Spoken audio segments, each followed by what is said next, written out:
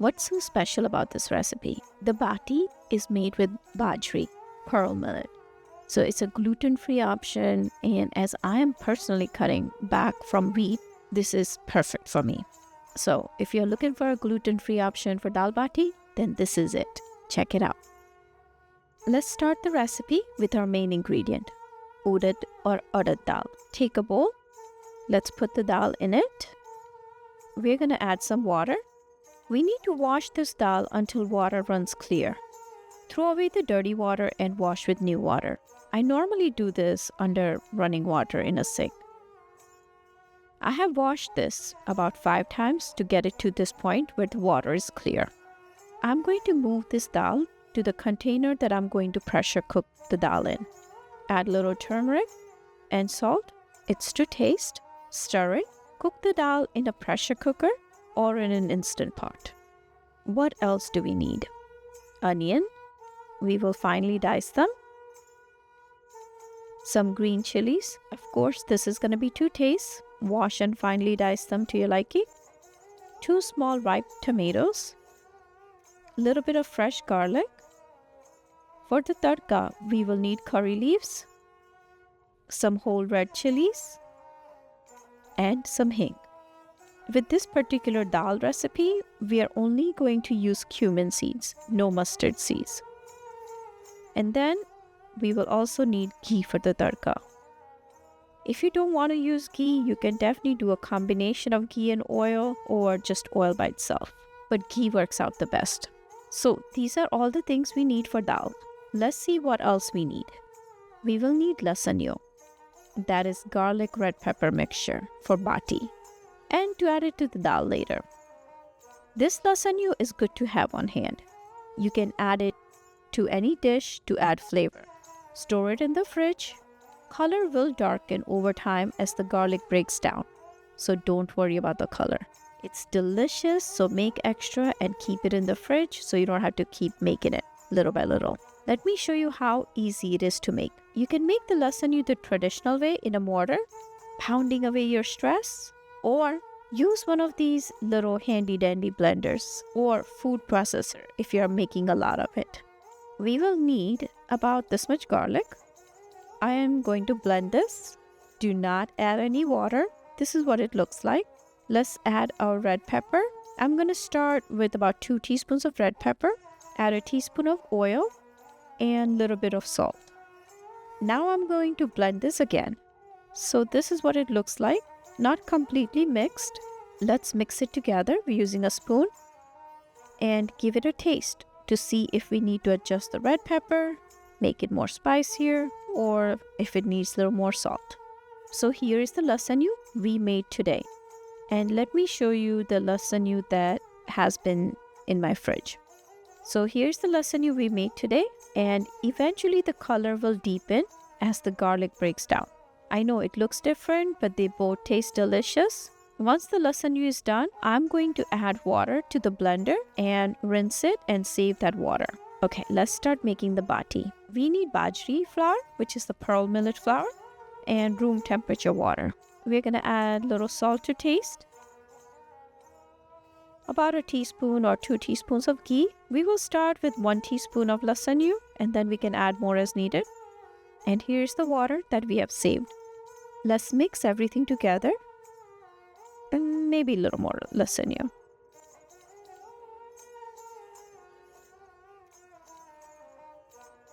And give it a taste. I'm going to add a little salt. Now start adding water. Let's mix everything together and mixing the flour to make the dough. Add more water as needed, not too much at a time. Needed. Gather all the flour into the dough.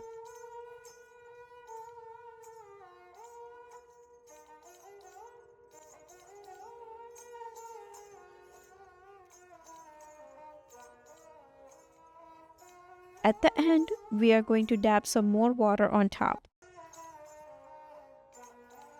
Cover the dough and let it sit while we prep for the steaming. Let me show you my steaming setup here. I have a stainless steel pan with water in it.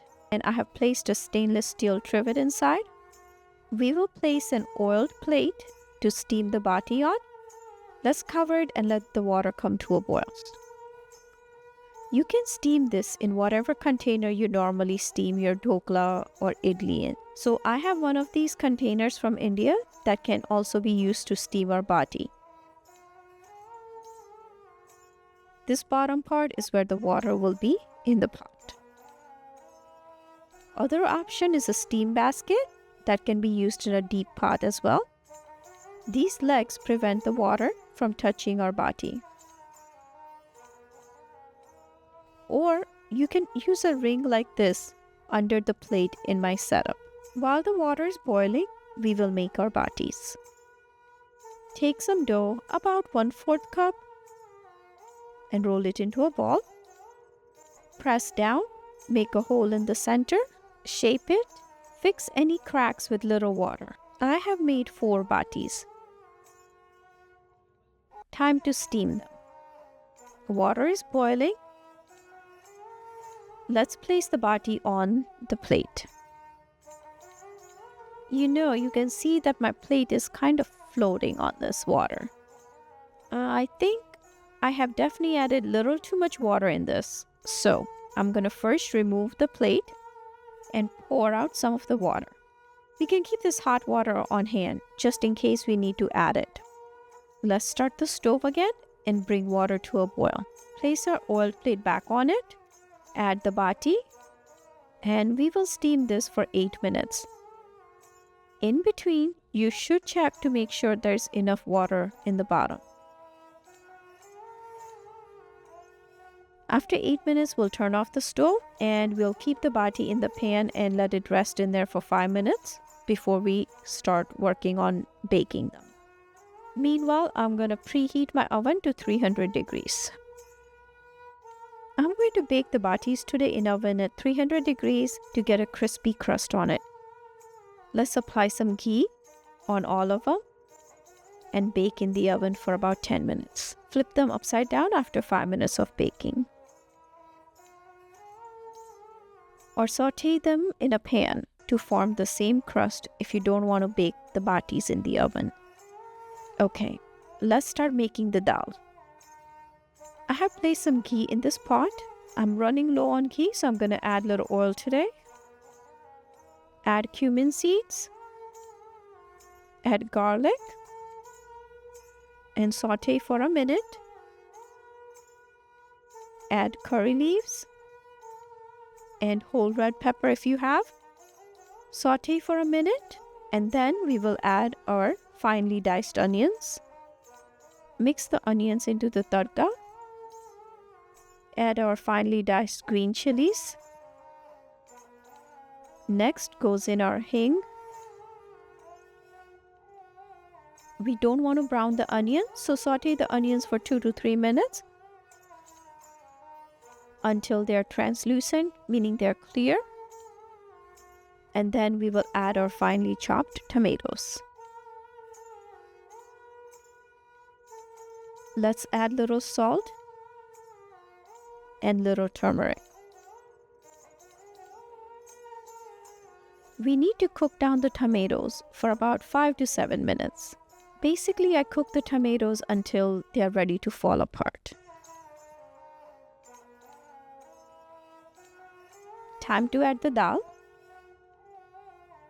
As you can see, there is no extra water left in my dal when I pressure cooked it. So let's add little water to it. Mix and add more water as needed. We'll keep the stove on high heat to begin with. Add water as this dal needs to be thinner. Once dal comes to a boil, then we will lower the heat. Remember this, you will have to keep stirring the dal to prevent it from sticking to the pot. After 5 minutes, give it a taste so we can adjust salt or spice. I'm going to add little lasanyu for the spiciness, but you can definitely just add red chili powder. Cook this about 10 more minutes. Make sure you're stirring every couple minutes.